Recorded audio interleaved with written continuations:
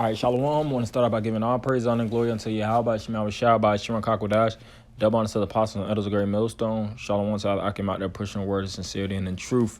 Yeah, this lesson is going to go into the 10 virgins, which is a very, very, very spiritual chapter within the scriptures. All the scriptures are very spiritual, and it's inspiring in the times that we're living in now, and that's why the Lord wrote these different things, for men in latter days to gather and accumulate understanding to know how they ought to be, how they ought to move. What should they be doing? Like it tells you in all conversation and godliness, looking for and hasten unto the coming of the Lord Yahweh Shah. We know Yahweh Shah is soon to draw near. So what should we be doing in the meantime? All right. Should we be trying to be the best gamer we could be? Trying to basically make it in the good old US of A? No. We should be refining our minds in the spirit and power of Yahweh Shema Shah. And of course, when I say the good USA, I'm being facetious, but we should be, refining our minds, praying, trimming our lamps as it is written,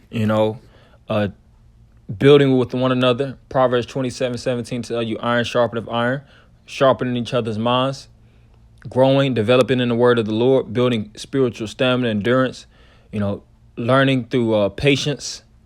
All these characteristics have to be bred and stamped within our repertoire so that we can become better men by and by. So this is Matthew 25:1. Then shall the kingdom of heaven be likened unto 10 virgins, which took lamps and went forth to meet the bridegroom. And 5 of them were wise, and 5 were foolish. Right. They that were foolish took their lamps and took no oil with them. Right. And the oil represents the wisdom, knowledge, and understanding.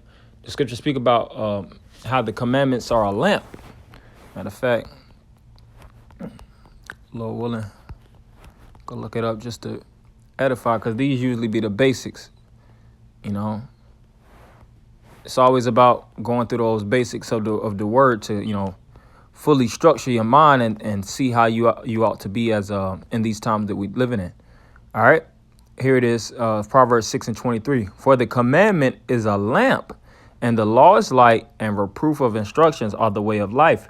Right. So when it's dealing with the law, statutes, and commandments, that's likened unto a lamp. Why? Because a lamp is a vessel that's used to hold light that can get you from one distance to another, that pushes and illuminates dark areas. In the times that we're living in, they're becoming extremely dark. Isaiah the 60th chapter says it best, how gross darkness shall cover the face of the earth, which represents lack of wisdom, knowledge, and understanding. Hosea 4:1, the Lord said there's no truth on the earth. But it's certain men in these times now that would reobtain the truth. You see? And get the lamps, get the light in the lamps and hold it unto the end to direct them. And that would be the 5 wise virgins. All right. And all of the virgins aren't wise. All of the Israel is not, adhering unto the words of Yahweh Shema Shah. That's why you have a 2/3 and a 1/3.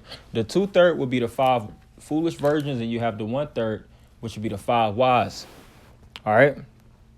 And more so, the foolish virgins knew of Yahweh Shema Shah. That's why going into these latter points, the virgins knew where to run to when the truth, they seen the scarcity of,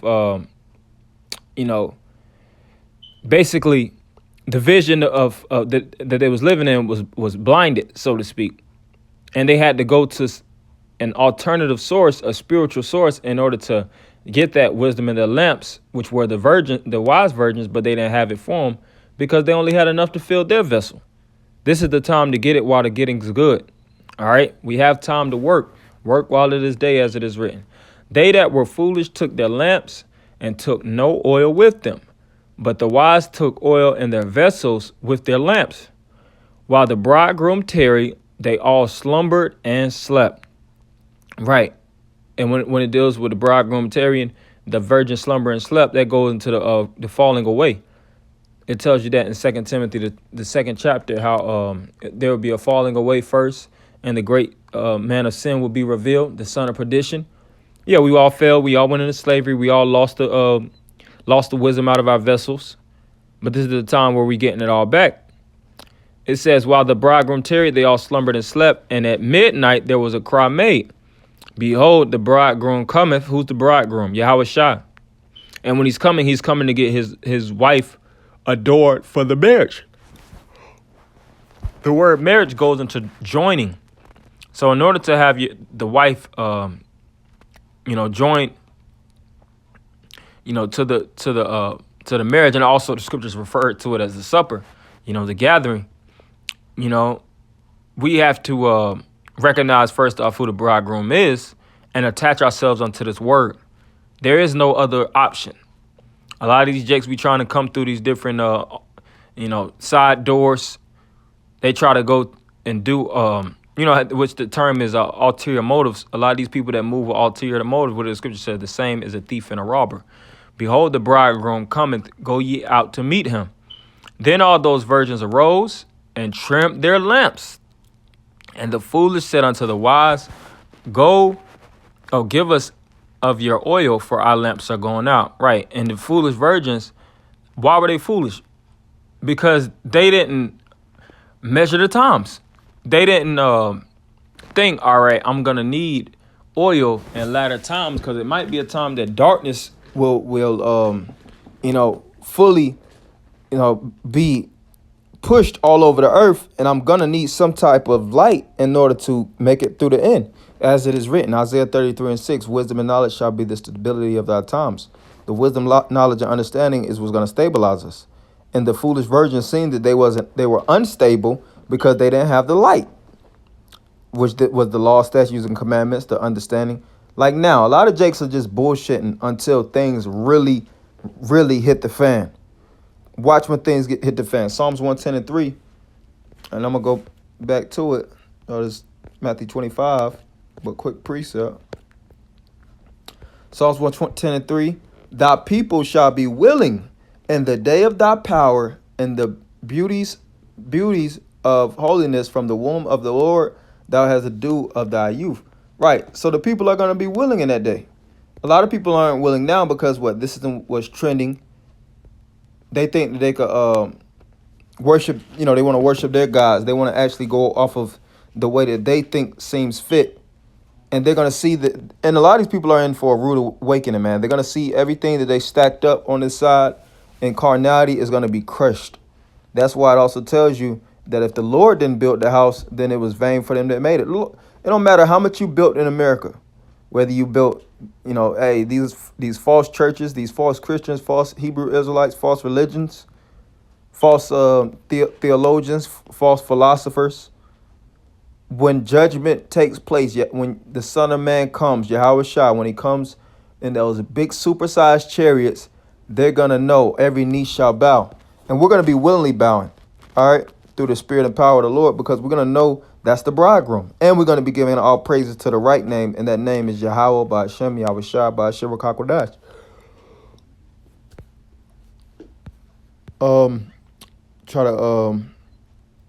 Y'all keep going. Verse 9, going back to Matthew 25, but the wise answered, saying, not so. And that's a wise action. Nope. Lest there be not enough for us and you, but go ye rather to them that sell and buy for yourselves. Yep, go to the sellers and buy. And while they went to buy, the bridegroom came.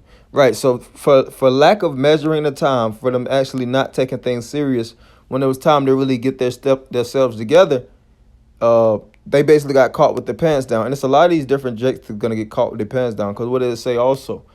That Yahweh Shai is going to come like a thief. You see? It says when they shall say peace and safety, then cometh sudden destruction. It's going to be, it also tells you in Matthew the 24th chapter, how a lot of these people are going to be marrying on a carnal base. And then when the Lord is going to come, eating, drinking, and partying and giving a marriage, just like during the time of Noah. When he said, what? Until the flood came.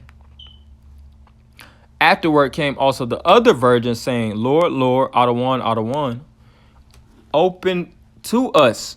But he answered and said,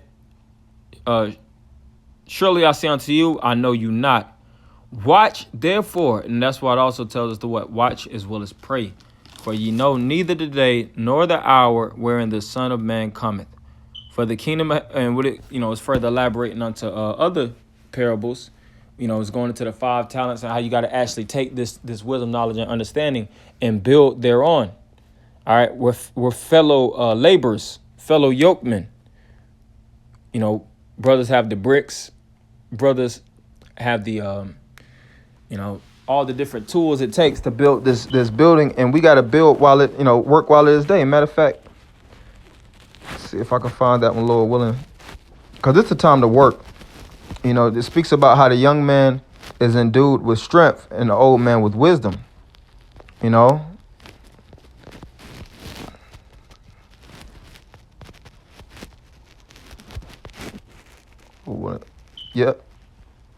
Yep, that's it. John 9:4. I must work the work of him that sent me while it is day.